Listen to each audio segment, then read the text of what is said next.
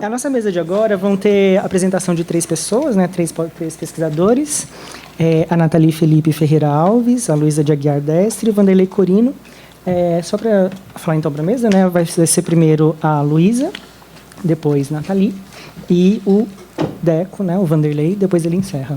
Então, vou fazer uma breve apresentação, bem rapidinho, dos pós-graduandos.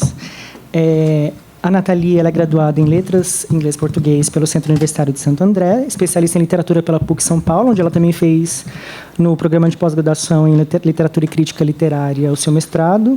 E, atualmente, ela é doutoranda em Teoria e História Literária pela Unicamp, com Bolsa FAPESP, pesquisando a poesia da Eurídice Fontella, também com Marcos Scar, né? A Luísa, ela é, além de jornalista, pesquisadora também, né? Mestre pela Unicamp em Teoria e História Literária, onde ela estudou a poesia da Hilda Hilst, doutoranda aqui pelo Programa de Literatura Brasileira, orientada pelo Murilo, ia falar Murilo Mendes, mas não é do Murilo Marcondes, que ela estudou o Murilo Mendes.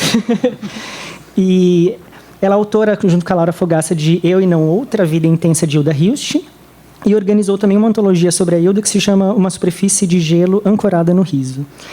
E o Vanderlei Corino Nunes, que é um dos idealizadores do evento, trabalhando bastante. Ele é graduando aqui pela Universidade de São Paulo em Letras Português, fez iniciação científica e mestrado sobre Eurídice Fontella, orientado pelo Ivan. No mestrado dele tem um título de A Poética Errante de Eurídice Fontella, e no doutorado ele estudou o livro Rosácea, né? Embora ele também pode falar bastante sobre teia, e atualmente ele também desenvolve pesquisa de doutorado aqui com o Ivan, em literatura brasileira, também estudando a poesia da Eurídice Fontella. Então, sem mais, eu passo já para a Luísa, e daqui a pouco eu mostro 5 minutos, mas tem 20 minutos. Obrigada. Edu, eu vou só pedir para plugar. Claro. Aí. E eu vou passando. Olha, não precisa passar não, porque são 2 só, e aí eu te aviso. Tá ótimo, pode? Deixa eu só ver se está... Se vai funcionar.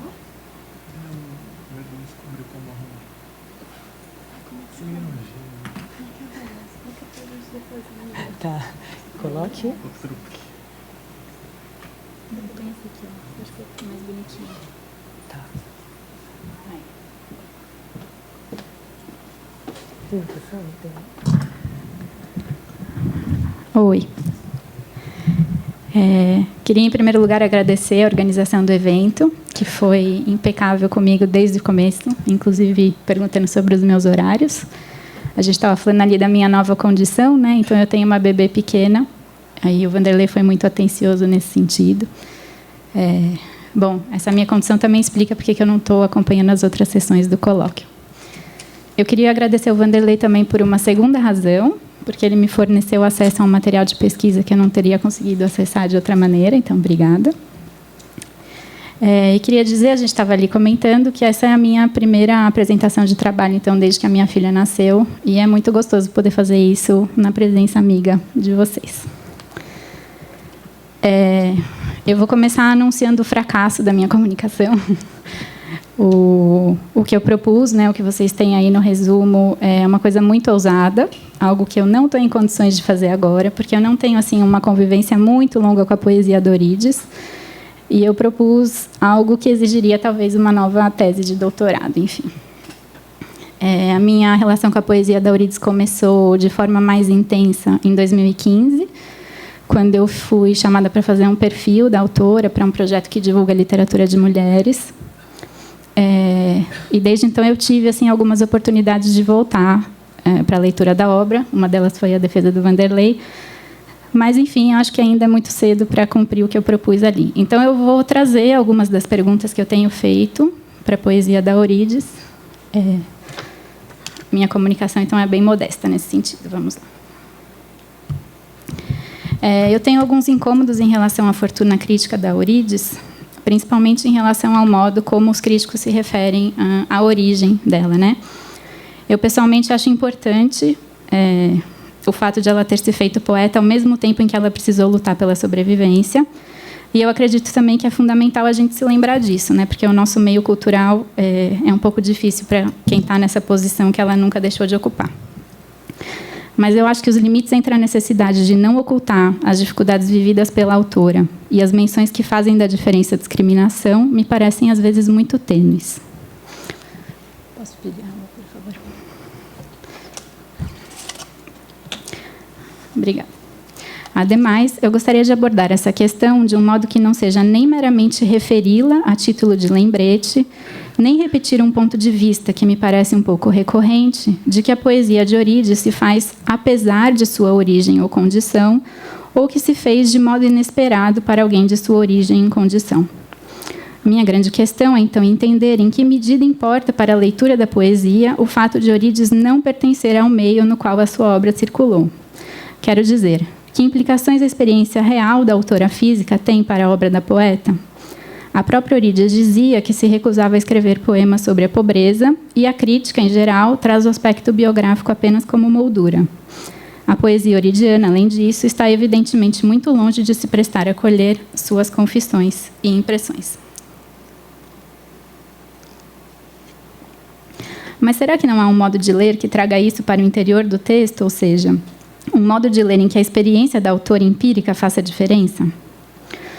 Como a entrada da Eurídice na minha vida profissional aconteceu por meio desse perfil que eu mencionei, meu olhar é composto também de retratos que diferentes autores fizeram dela. Alguns amigos se empenharam muito em ajudar Eurídice, que não se deixava ajudar. Nos textos que li, isso era quase sempre descrito como um traço de personalidade ou uma espécie de incapacidade de lidar com os próprios sentimentos. Não haveria aí, no entanto, algo além de características pessoais? Vale lembrar que, embora se fale muito em falta de reconhecimento, a autora Eurídice Fontella nasceu em razão do reconhecimento de alguns dos nossos mais importantes críticos. Daí surgem outras questões que eu gostaria de colocar, ainda que sem qualquer intenção de respondê-las. Que sentimentos podem nascer quando não se integra realmente o círculo do qual se participa? Fora do círculo que lançou e que tentou, tanto quanto possível, proteger Eurídice, será que ela foi compreendida? Um dos textos mais bonitos sobre essa questão que tento trazer é o depoimento do poeta Donizete Galvão, do qual eu cito um trecho. À sua maneira, era uma aristocrata. Pedíamos-lhe bom senso, bons modos, contenção, e ela nos respondia com desdém e reverência, frases cortantes e excessos aos nossos apelos de classe média bem comportada. Como julgá-la quando muitos de nós estávamos sendo assombrados pelos mesmos fantasmas? Bom, então, o primeiro elemento que eu gostaria de convocar, à luz dessas questões, é a importância que a ideia de potência assume na poesia da Eurídice Fontella. É um aspecto já trabalhado na Fortuna Crítica, que foi comentado, inclusive, pelo Antônio Cândido, que, na Orelha de Trevo, o define como tentativa de preservar a riqueza imaginada do que está antes da transformação da vida em palavra, ou, para usar ainda os termos do crítico, tentativa de correlacionar de maneira mais funda possível o movimento do inexpresso, onde tudo parece mais rico porque é pura virtualidade, e o momento da expressão, quando o discurso se constitui e o poeta corre o risco de não ter dito o que era preciso. A primeira parte de transposição, intitulada Base, é uma manifestação muito específica da importância dessa virtualidade para a poeta. Trata-se do conjunto inaugural da poesia euridiana, e não só porque é a primeira sessão do livro de estreia, mas também porque seus 17 poemas versam, todos eles, a respeito do fazer poético, como que expondo para o leitor os termos dessa poesia que ora se apresenta. Está com eco no microfone? Um sonzinho de fundo que está... Não? Tá. Ocorre, porém, que esses termos são muito mais cambiantes do que o título da série faz parecer. Dou alguns exemplos. Em transposição, a poesia surge como um gesto inaugural no qual o poeta é uma espécie de organizador de uma realidade ao mesmo tempo perene e renovável. Em Pedra, a palavra poética é sólida, densa e feita de silêncio. O ludismo oferece o ato de quebrar o brinquedo como metáfora para o ofício poético. Já as 5 estrofes de Mãos passeiam por imagens como lavrar o campo, desnudar a estrela, ferir-se em arestas. Quero dizer, a metapoesia de Eurídice Fontella se vale de um campo semântico vasto e emprega metáforas as mais diversas, não tendo como preocupação, ao menos nesse momento, a proposta de um núcleo fixo de imagens que cristalize o sentido conferido ao trabalho do poeta. A presença de tantos poemas a respeito do fazer poético é uma maneira de preservar certo estado de potência. É claro que, ao se versar sobre poesia, o poema se faz, mas há um caráter de ensaio que gera a expectativa de concretização em outras composições.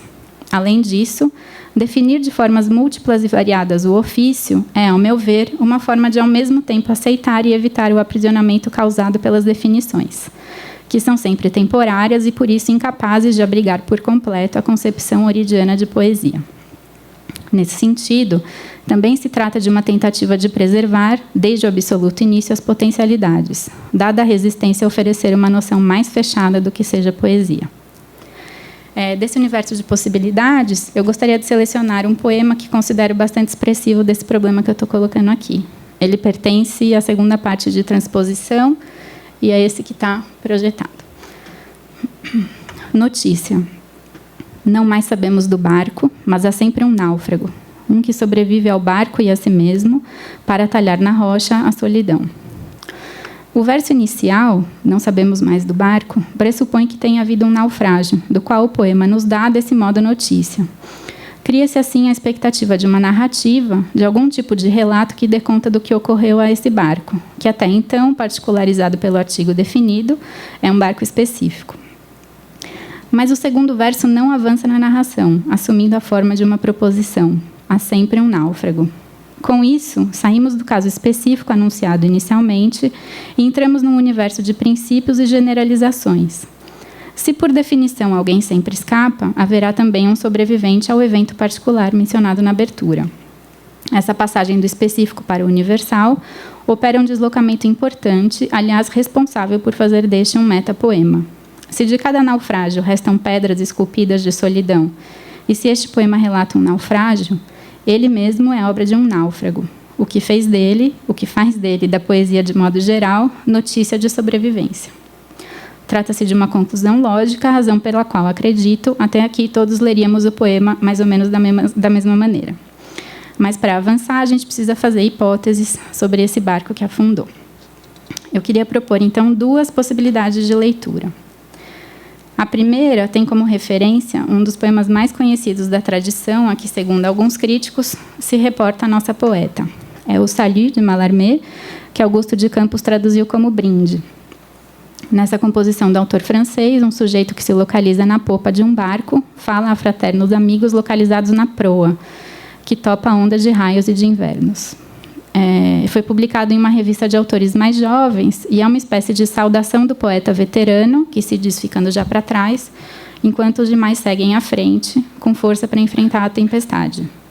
Reunindo todos assim no mesmo barco, o poema, desse modo, figura a literatura como uma criação coletiva e histórica, em que os poetas respondem a questões de seu tempo.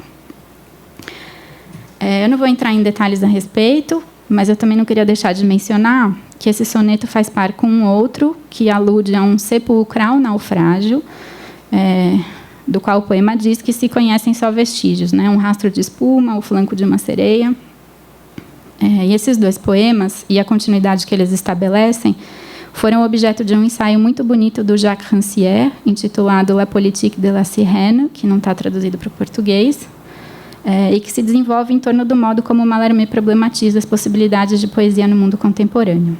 Para o nosso propósito, a gente pode se limitar a reter a imagem do barco como metáfora para a poesia como realização histórica e coletiva. O poema de Eurídice Fontella, ao apontar para o aspecto solitário do ofício poético, aponta também para um horizonte em que a possibilidade de realização da poesia é apenas individual.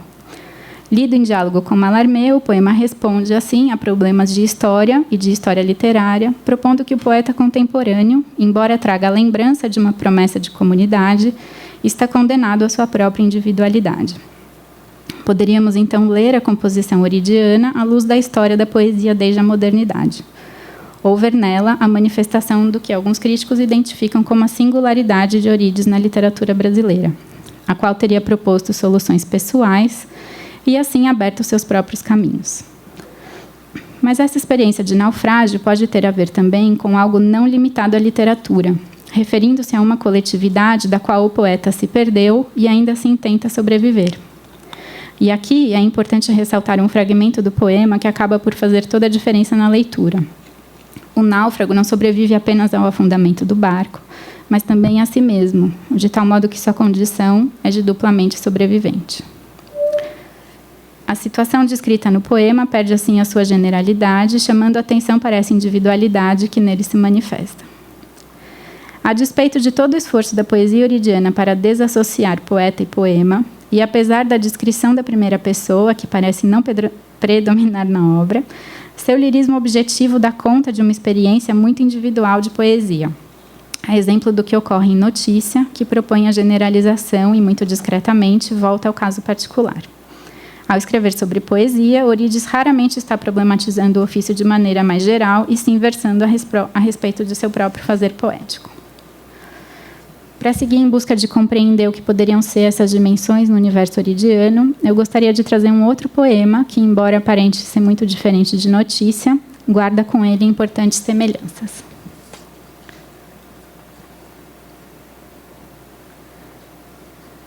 Então, memória. A cicatriz, talvez não indelével, o sangue, agora estigma.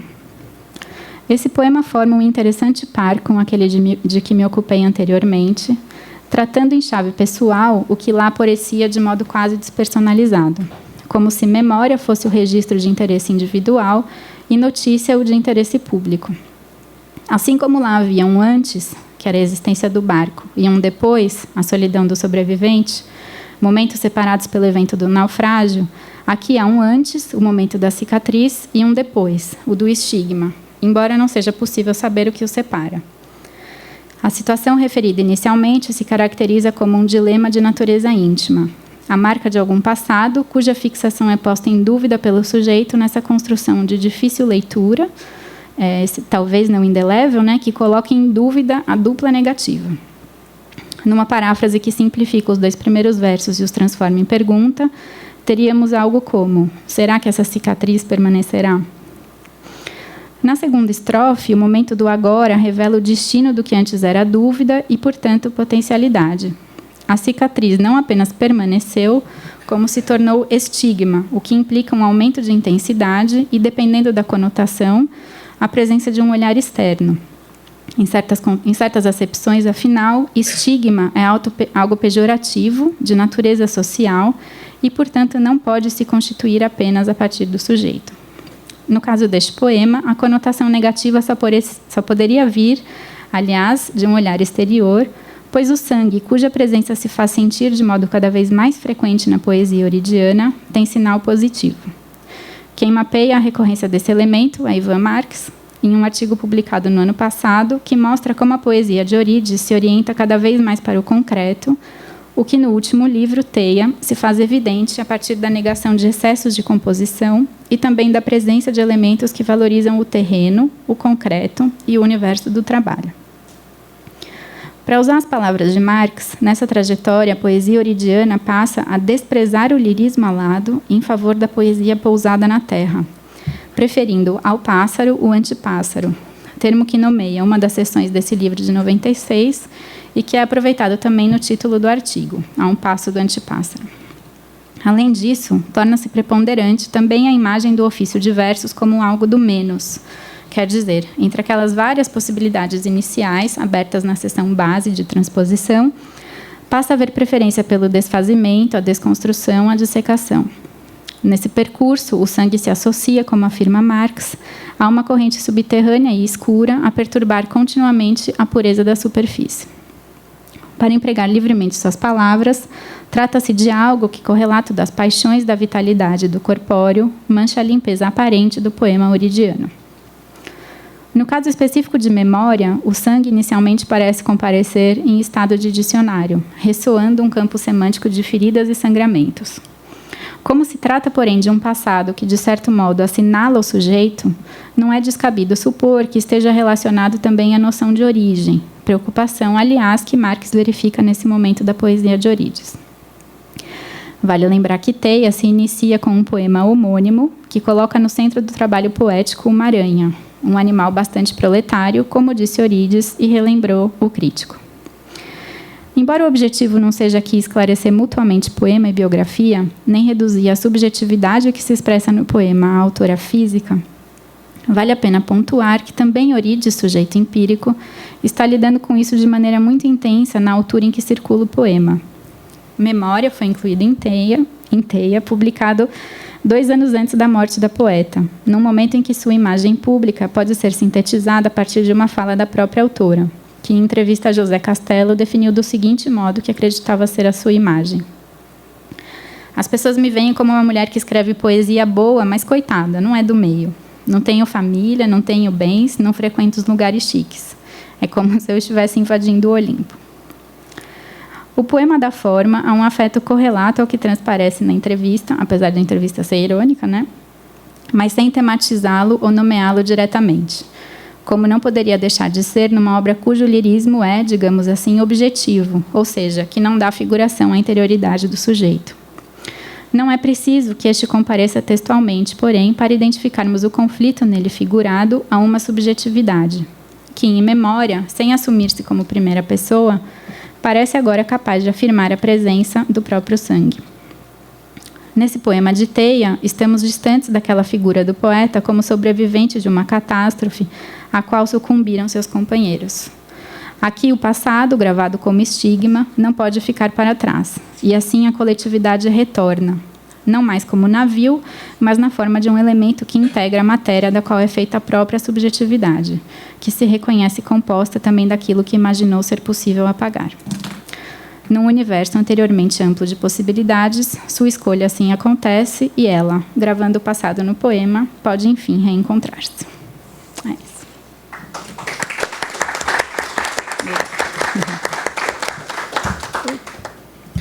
Obrigado, Luísa. E agora eu passo a palavra para a Nathalie, que vai fazer uma fala. Eu esqueci de falar da Luísa, que o título era Torres Abstratas, Lutas Reais e a Constituição da Subjetividade na Poesia de Eurídice Fontela. E da Nathalie é Pelo Ser em Partilha, Horizonte de Experimentações em Eurídice. Oi, gente. Dá para ouvir? Tá bom assim agora? Melhorou? Mais? Eita. Pera. Assim, tá bom? Ah, tá. Boa tarde a todos. Agradeço a sempre gentil e competente organização do evento. Muito obrigada. Estou gostando muito poder partilhar com vocês um pouco das minhas leituras iniciais da Eurídice e também ouvir quais são as leituras, as propostas, né, que os meus colegas têm, né? Acho que o trabalho de pesquisa é muito solitário, é bom a gente ter esse momento para trocar. Vou começar a leitura do texto. Apesar de ainda incipientes, porque parciais e resultantes de uma pesquisa em andamento, gostaríamos de indicar algumas questões que concernem a visada crítica, por assim dizer, que optamos por considerar à luz da análise da obra poética de Eurídice. É importante mencionar que, ao lermos os textos, pareceu-nos interessante indagar se haveria um ponto comum que os congregasse como um projeto poético autoral e que propiciasse um salto, em certa medida, crítico, no que respeita ao estado de sua poesia, por assim dizer, vertido justamente na coerência interna da própria obra. Dessa maneira, encaramos os poemas a partir de uma espécie de protoconceito que tentamos criar, por ora, denominado como semântica da proximidade, de algo que se viabilizaria por meio do contato e imbricação do eu em relação à estrutura de horizonte do mundo, conceito esse, por sua vez, explorado por Michel Collot, à ocasião de sua leitura da lírica moderna e contemporânea, em especial a francesa. E o Collot também bebe da fonte da fenomenologia, né, para chegar a essa ideia de estrutura de horizonte. Depois, partimos para uma leitura de 7 poemas do Pássaro, seguida de breves comentários. Como nossa hipótese se baseia justamente na relação que indicamos como semântica da proximidade, importa-nos tentar entender como seria o seu funcionamento. Poderíamos considerá-la como um tipo singular de construto lírico no qual o sujeito poético habitaria e operaria seu modo de relação com o mundo. Nesse sentido, a semântica da proximidade catalisaria, de certa forma, também a configuração do estatuto da subjetividade lírica, que desde Baudelaire e Rimbaud, por exemplo, deságua, dadas as devidas especificações críticas para cada caso, em um tipo de dissolução, de esgotamento, mas, antes de tudo, em uma espécie de lançar-se ao fora do si, e, portanto, de um tipo de projeção subjetiva que se disseminasse sob os interstícios da alteridade, no outro, tanto como outrem, quanto como mundo. Sugerimos que, no caso da obra de Eurídice, a subjetividade lírica não estaria aniquilada ou desaparecida, mas deslocada. Nesse movimento de projeção ao fora, o eu encontraria o mundo fundado sobre uma estrutura de horizonte imanente, que o permitiria afetar e se afetar. Tal semântica, apesar de guardar suas próprias disposições críticas, aproxima-se, em certa medida, à distância avizinhada entre sujeito e mundo, refletida por Vilaça, no artigo Símbolo e Acontecimento, né, na poesia de Eurídice. De qualquer maneira, a observação dessa semântica da proximidade possível, aliada ao desapossamento do sujeito lírico, indica-nos que os poemas de Eurídice não configuram exatamente delicadas flores antilíricas. O que existe na organização escritural dos poemas é, na verdade, um sujeito que não é anti si mesmo, porque se nega ou porque é negligenciado, mas que está ante a si mesmo, em uma postura que o encaminha à alteridade e ao fora de si, pensando nesse conceito a partir do Michel Collot. Portanto, já que é atravessada mesmo pela noção de deslocamento, a subjetividade lírica reorganiza-se, experimentando uma objetividade advinda da observação da natureza e dos fatos triviais, dinamizadores, por sua vez, da ambientação lírica instaurada. Parece-nos realmente interessante refletir sobre tal reconstrução do sujeito lírico que se insinua aparentemente esvaziado, ou talvez em uma espécie de errância ontológica partilhada, que não cessa jamais. Por vezes, ao abrir-se ao mundo ou ao seu horizonte de experimentações, o eu se projeta e arrisca um tipo muito particular de nós, tanto os da tessitura poética sempre intenção, quanto os que dizem respeito justamente à experiência existencial que se compartilha com a alteridade. Eu e outro, neste caso, arquitetam um tipo de nós arriscado, né? Isso de acordo com Dolnikov, né? Que prefaciou a poesia completa, né? Que foi publicada pela Edra. Sem confundirem-se completamente, mas experimentando-se em uma cadeia poética singular de pensamentos, sensações, por hora é o que eu estou pensando, também estes ininterruptos.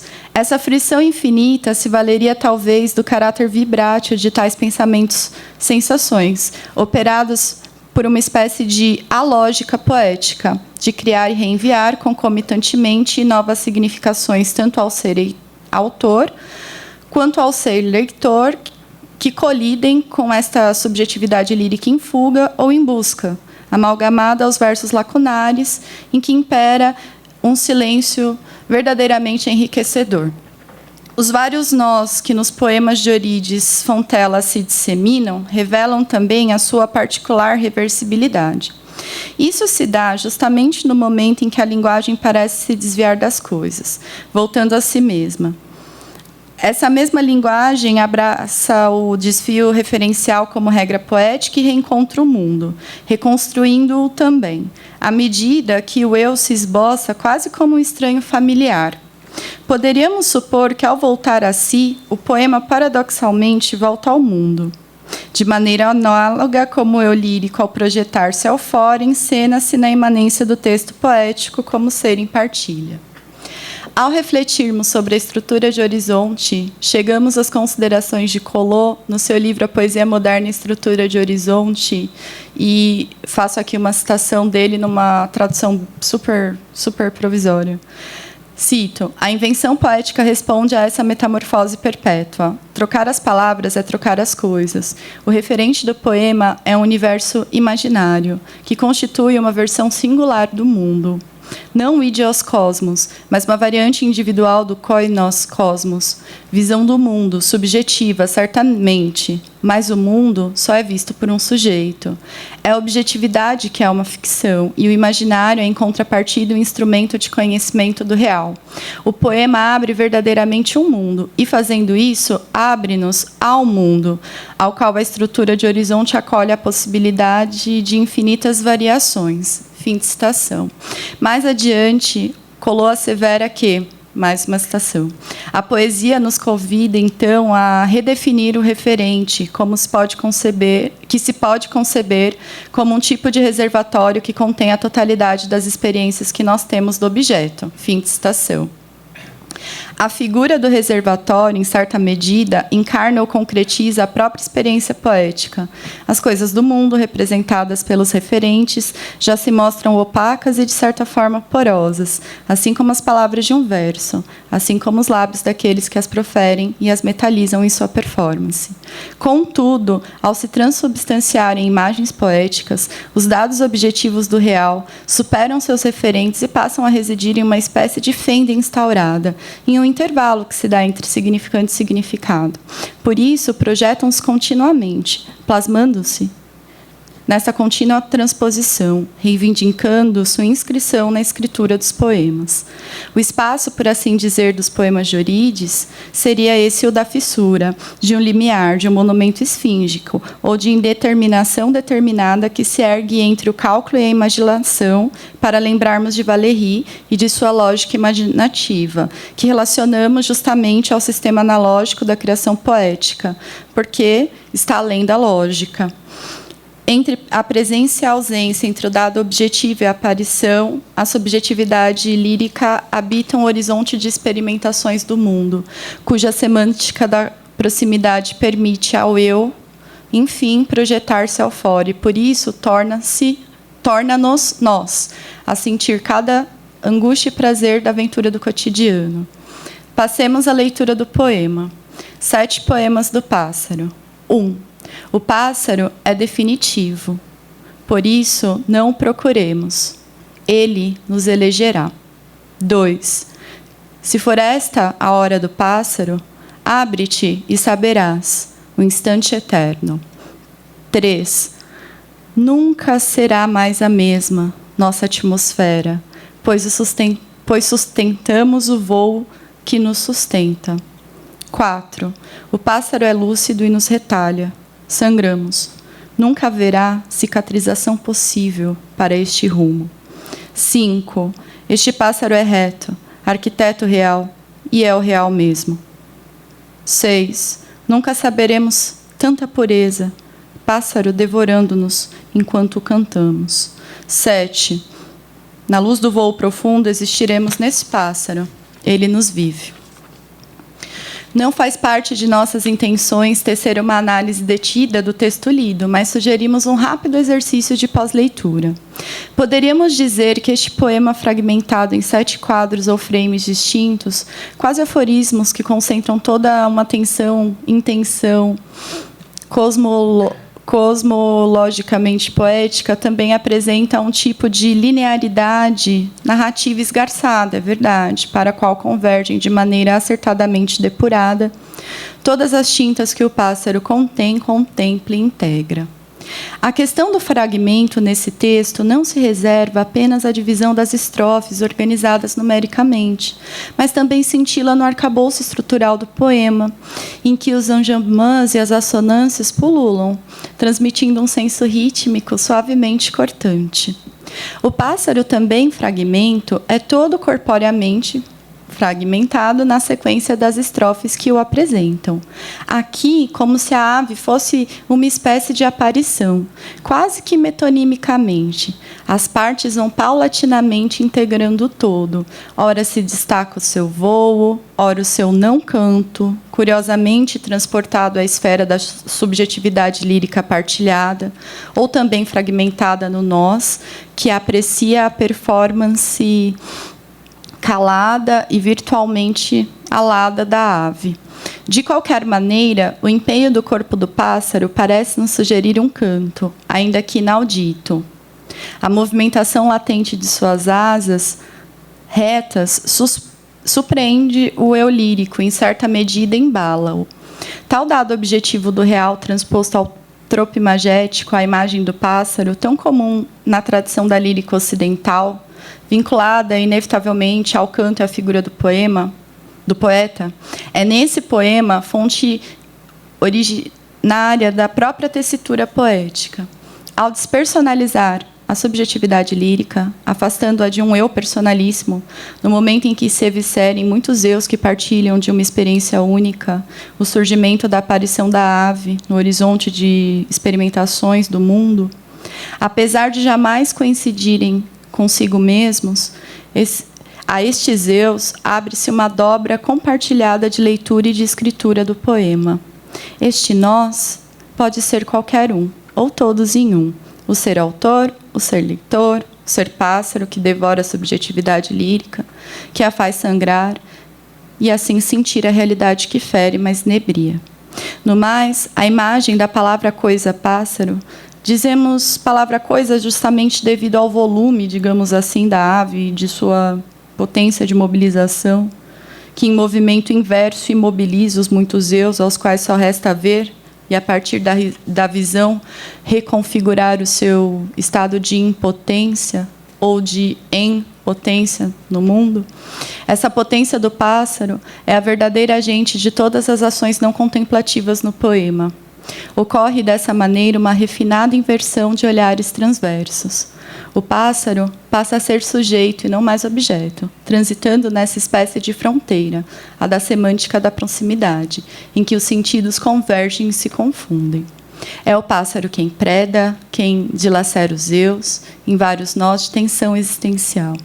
É a imagem do pássaro, instituída pela observação, sensação da estrutura de horizonte do mundo, por fim, o expediente que permite a criação desta realidade poética, em que a ave é verdadeiramente real e lúcida, tanto por ser o holofote da visada dos eus e, portanto, de sua maneira de ver e sentir as coisas e os seres, quanto por ser um tipo de consciência que, impura ou profana, em alusão a Agamben, partilha-se com a subjetividade lírica, afetando-a. Além disso, mais uma vez, paradoxalmente, a ave troca de papel cênico com os nós, seja com o eu já deslocado, seja por causa do nó tenso que sua imagem não resolve, pensando-se nessa tensão como um possível impasse na relação de distância e proximidade do eu e do mundo. Dessa forma, a imagem do pássaro, em certa medida, consentiria uma imbricação mútua entre sujeito e objetividade. Se assim for, o eu desapossado de um si personalíssimo permite-se vagar em uma realidade em que a semântica da proximidade ou esse tipo de base motora da reconstrução da experiência subjetiva se realiza como problema de ordem crítica e estética na obra de Eurídice Fontella, e não como um fim em si mesmo, ou como uma espécie de pilar teleológico dos poemas. Em meio, portanto, às tensões e às operações reversíveis entre o eu e a objetividade, ou dados objetivos do mundo, o pássaro rouba mesmo o sopro vital, antes vinculado ao ato laudatório, de homenagem à imagem que paira nos céus, ao passo em que sugere a ação contemplativa dos eus, que, ao observar a alteridade, projetam-se ao fora de si.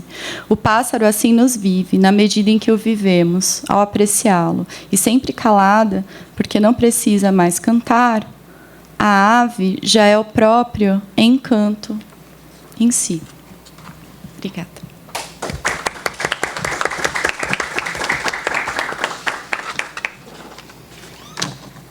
E agora eu passo a palavra para o Vanderlei, que vai fazer uma fala sobre paródia como forma pensativa em Eurídice Fontella.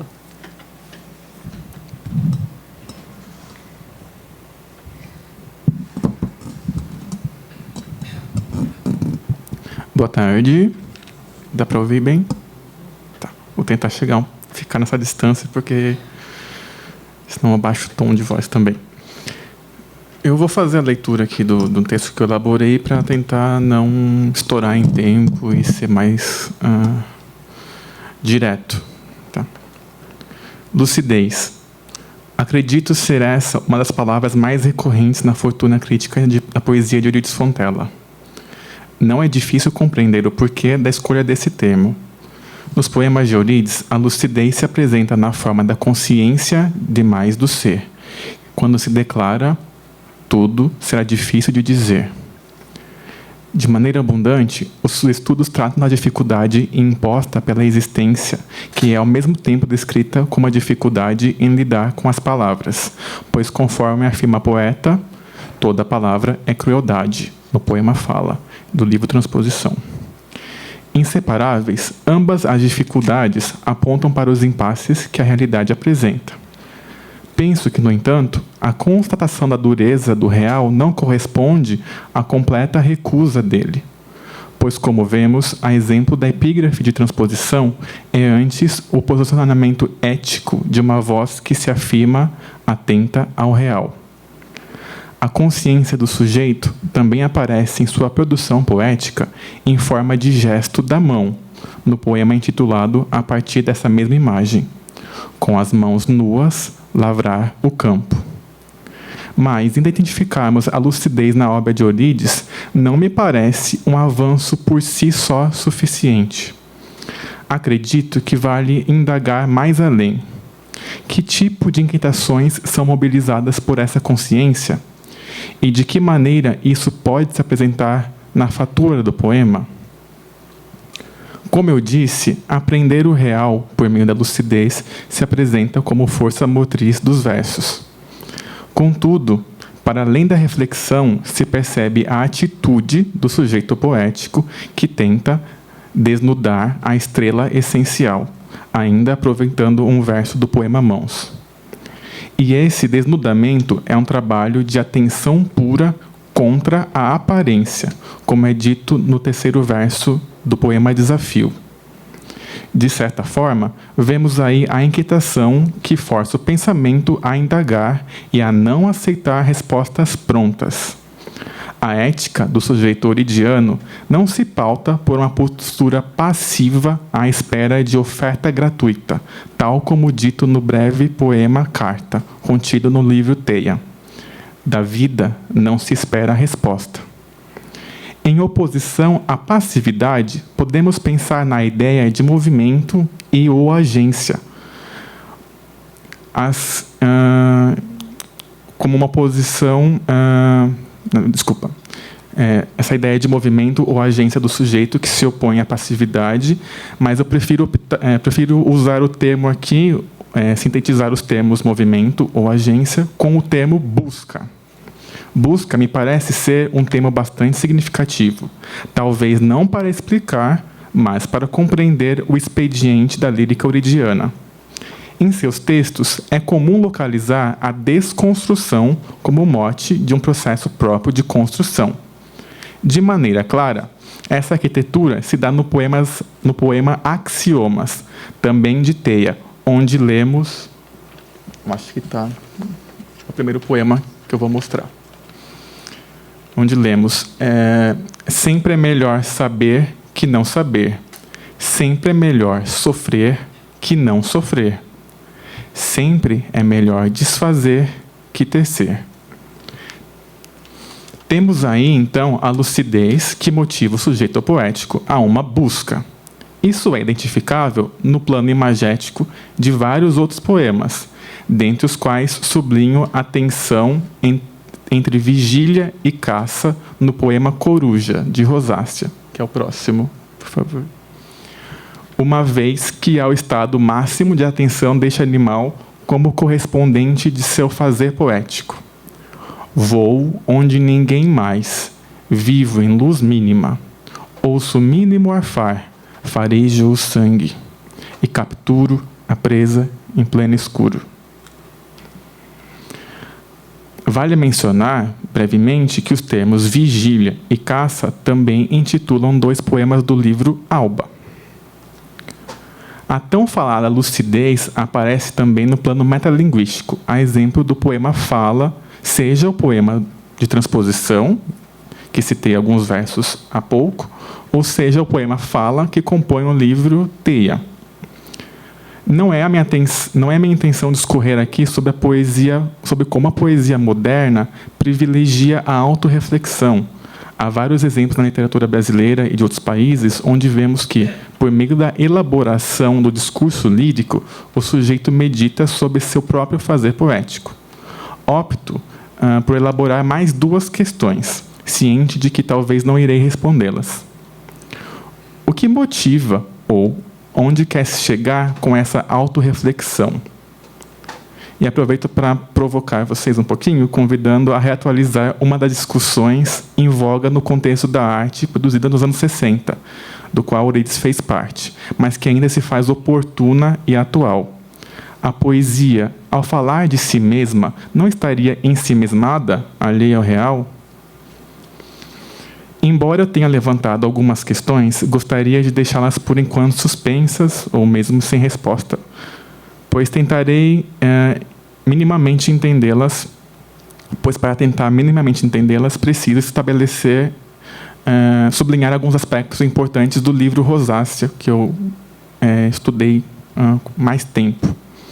Publicado em 86, o livro estabelece diálogo com textos de fontes diversas, textos literários, filosóficos e mítico-religiosos, a exemplo dos poemas CDA imitado, CDA relido, homenagens, Dom Quixote, Kant relido, O Coração Pascal, do Eclesiastes, Rebeca, Antigênesis, Esconjuro. Não vou aqui explorar o diálogo com tais textos, apenas os aponto para indicar que há, juntamente a eles, outro conjunto de poemas onde se nota a apropriação da linguagem prosaica, a saber, de certos lugares comuns do idioma. Primeiro exemplo que escolho é uma frase que todos nós aqui nessa sala, independente da religião ou ausência delas, já devemos ter dito, graças a Deus. Em tom jocoso, o livro Teia nos brinda com o poema Teologia. Não sou um Deus, graças a todos os deuses. Sou carne viva e sal, posso morrer. Tomo, como segundo exemplo de clichê, a frase que inicia diversas adivinhas da cultura popular. O que é o que é? No uso corriqueiro da linguagem, esse fragmento de discurso antecipa a descrição de enigmas variados, mas não é ele por si só um enigma, nem possui qualquer profundidade semântica. Podemos dizer que tal expressão cumpre certa função fática, pois privilegia a interação, preparando o interlocutor para receber a informação que virá a seguir, que é a charada de fato. Eurídice transforma esse clichê em poema, como vemos nos versos a seguir, inclusos na seção Lúdicos de Rosácea. É o próximo. Poema que a gente viu bastante nesses 2 dias. Da metafísica ou da metalinguagem. O que é? O que é? Eu não vou tentar emular a Marilena, porque ela fez várias entonações, todas possíveis e todas interessantes. Mas eu vou focar em uma que ela destacou, creio eu. O poema recorre à expressão tautológica para usá-la como paródia, pois substitui a sentença por um questionamento reflexivo. Vemos que a adivinha sofreu apenas 2 alterações. Além da perda da vírgula, a expressão foi dividida em 3 versos. Muito embora as modificações realizadas na paródia euridiana sejam sutis, elas alteram a prosódia da frase. Se na formulação original a pausa era marcada pela vírgula após o primeiro verbo é, o que é, no poema, a suspensão da leitura parece apontar para a seguinte construção. Aí eu talvez tenha um pouco de problema com a prosódia, mas eu vou tentar. O que é, onde... aí eu vou tentar não seguir o que eu elaborei aqui, porque ficou muito confuso no texto escrito, mas eu vou tentar me parafrasear.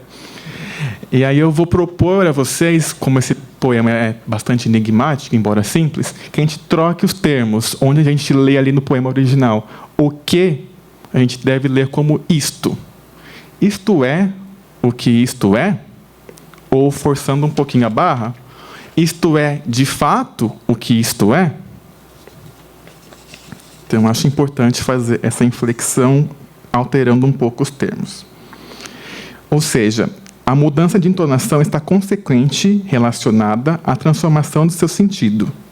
Desse modo, o trabalho da linguagem poética desloca o conteúdo sedimentado na linguagem prosaica, gesto que deflagra a indagação do estado de coisas. Me parece que o subtítulo do poema aponta não para o uso da palavra como mero instrumento de comunicação. A linguagem é questionamento de si mesma e da realidade da qual faz parte. Em paralelo, o questionamento parece já vir acompanhado de uma resposta. Vejo no rearranjo oridiano uma dose irônica em forma de pergunta retórica. O que é, de Eurídice, pressupõe a resposta. Aí que é um pouco confusa, mas vamos dizer: o que é não é o que é. Ou isto não é o que isto parece ser. Ao se autoindagar, a linguagem poética propõe a desconstrução do discurso da linguagem corrente. Vou fazer uma breve digressão, motivada por uma disciplina que eu fiz semestre passado aqui na filosofia, curso de estética. Pensando um pouco na relação da arte, literatura com artes visuais, pensando em Jean Baudrillard. Ele cunhou o termo imagem hegemônica para chamar a atenção ao uso repetitivo, exaustivo e desgastado que torna as imagens planas, e agora eu vou citar ele, abro aspas, sem enigma e sem mistério, fecha aspas.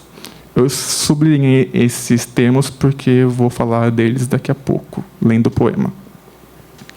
Em contraposição, Baudrillard aponta para a possibilidade de existir uma imagem sobrevivente, que não se deixa ver de maneira fácil, exigindo de seu observador a disposição de lidar com suas camadas de leitura. Uma vez que a palavra poética não é somente discurso, mas também imagem, podemos pensar na relação entre clichê como imagem hegemônica e paródia como imagem sobrevivente, ou como o José Marcelo falou ontem, de fala falante e fala falada. Tem um contato, acredito. Pensando agora em outro exemplo de clichê, temos o ditado popular, que nada mais é que uma expressão socialmente compartilhada por um grupo de falantes e que, apesar de ou por conta de sua brevidade, facilita a comunicação. Além de se configurar como um discurso breve, o ditado possui um caráter universal, na medida em que também é repositório de epistemologias. Uma expressão como quem procura acha carrega em si determinada visão de mundo. Interessante notar que o uso dos ditados pressupõe um duplo movimento de herança de uma tradição e de reforço dos valores herdados. Como veremos a seguir, as noções de busca e erro são contempladas por esse ditado, quem procura acha, estão no horizonte do poema Errância. Ele é um pouquinho maior, mas não tanto. Errância. Só porque erro, encontro o que não se procura. Só porque erro, invento o labirinto. A busca, a coisa, a causa da procura. Só porque erro, acerto, me construo. Margem de erro, margem de liberdade. Vemos que em boa parte das estrofes a noção de erro é descrita como força que desencadeia as demais ações do poema.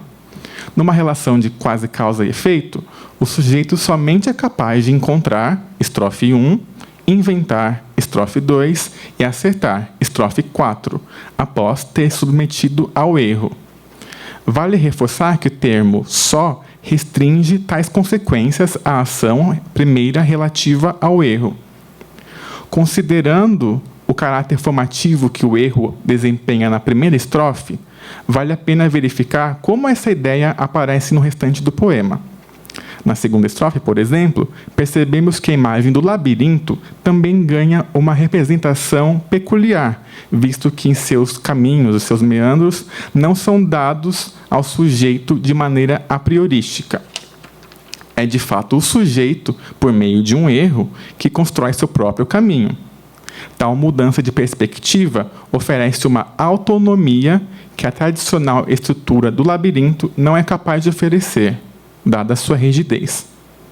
Já a terceira estrofe não repete o padrão das anteriores, já que não retoma o paralelismo só porque erro.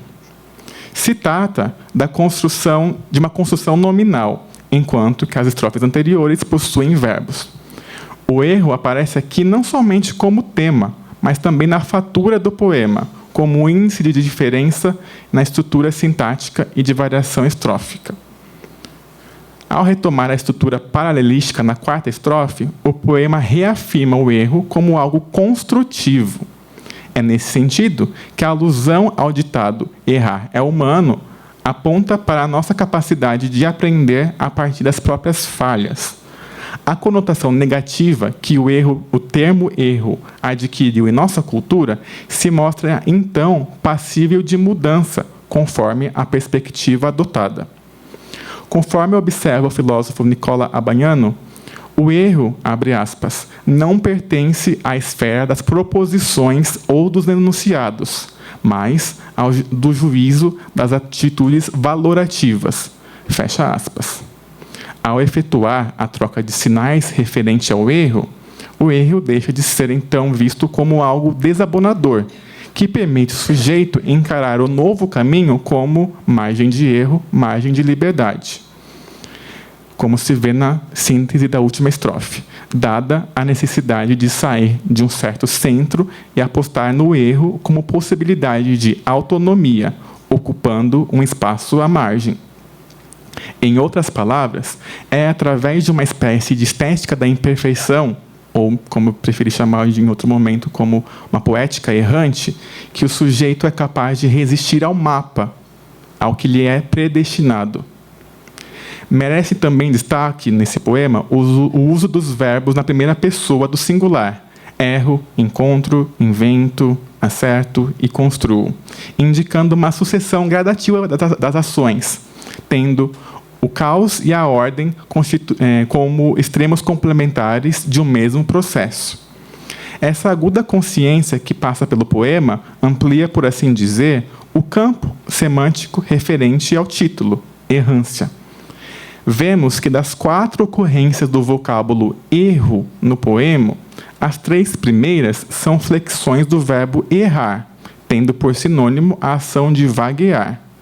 Por meio do trocadilho, observamos a transformação da contingência em autonomia, chamada por Baudrillard de qualidade pensativa da imagem. Para encerrar, gostaria de reforçar a ideia de que a errância, vista como algo produtivo, renega respostas, trilhas ou caminhos prontos. Euridice Fontella parece propor uma maiêutica poética, pois anuncia a ausência de uma direção programada, sem rota, numa espécie de abertura ao novo e ao desconhecido, ao contrário do que se vê em outro ditado: o fim justifica os meios. Menos interessa o fim da viagem, ou menos interessa o fim da viagem como um local ou como uma finalidade instrumental no nosso mundo. Mais importa o percurso, a viagem como liberdade, como resistência.